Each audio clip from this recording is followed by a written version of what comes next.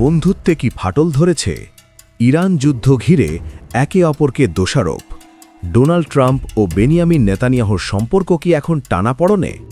মধ্যপ্রাচ্যের চলমান উত্তেজনার মাঝে নতুন করে সামনে এসেছে যুক্তরাষ্ট্র ও ইসরায়েলের সম্পর্কের ভিন্ন চিত্র।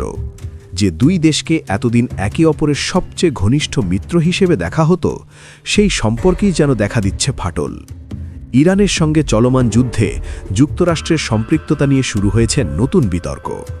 মার্কিন প্রেসিডেন্ট ডোনাল্ড ট্রাম্প দাবি করেছেন, ইসরায়েলের সাম্প্রতিক হামলার বিষয়ে তিনি আগে থেকে অবগত ছিলেন না।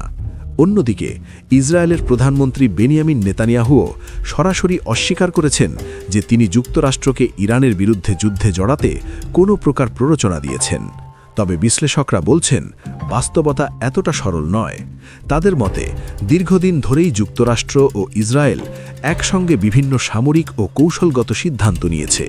ফলে এই হঠাৎ দায় এড়ানোর চেষ্টা অনেকের কাছেই প্রশ্নবিদ্ধ। পটভূমিতে রয়েছে ইরান ইসরায়েল উত্তেজনার দীর্ঘ ইতিহাস। বিশেষ করে সাম্প্রতিক সংঘাতের আগে ওমানের মধ্যস্থতায় যখন যুক্তরাষ্ট্র ও ইরানের মধ্যে আলোচনা এগোচ্ছিল, তখনই হঠাৎ করে উত্তেজনা বৃদ্ধি পায়। অনেকের ধারণা, সেই সময়ে ইসরায়েলের কৌশলগত পদক্ষেপই পরিস্থিতিকে নতুন দিকে নিয়ে যায়। এর ফলাফল হিসেবে যৌথ সামরিক অভিযান শুরু হয়, যা সংঘাতকে আরও তীব্র করে তোলে।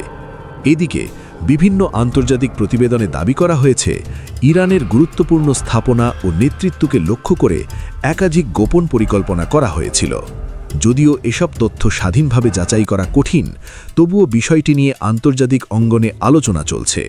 পরিস্থিতি আরও জটিল হয়ে ওঠে যখন ইরানের জ্বালানি অবকাঠামোতে হামলার পর পাল্টা আঘাত হিসেবে মধ্যপ্রাচ্যের বিভিন্ন গুরুত্বপূর্ণ তেল ও গ্যাস স্থাপনায় আক্রমণ চালানো হয়।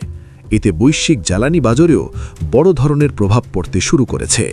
বিশেষজ্ঞরা মনে করছেন, এই সংঘাত শুধু সামরিক নয়, এটি রাজনৈতিক ও অর্থনৈতিক শক্তিরও লড়াই। ইরান যুদ্ধ ঘিরে যুক্তরাষ্ট্র ও ইসরায়েলের এই পারস্পরিক দোষারোপ নতুন প্রশ্নের জন্ম দিচ্ছে। সত্যিই কি মিত্রতার সম্পর্কে ফাটল ধরেছে, নাকি এটি কৌশলগত অবস্থান পরিবর্তনের অংশ, তা সময়ই বলে দেবে।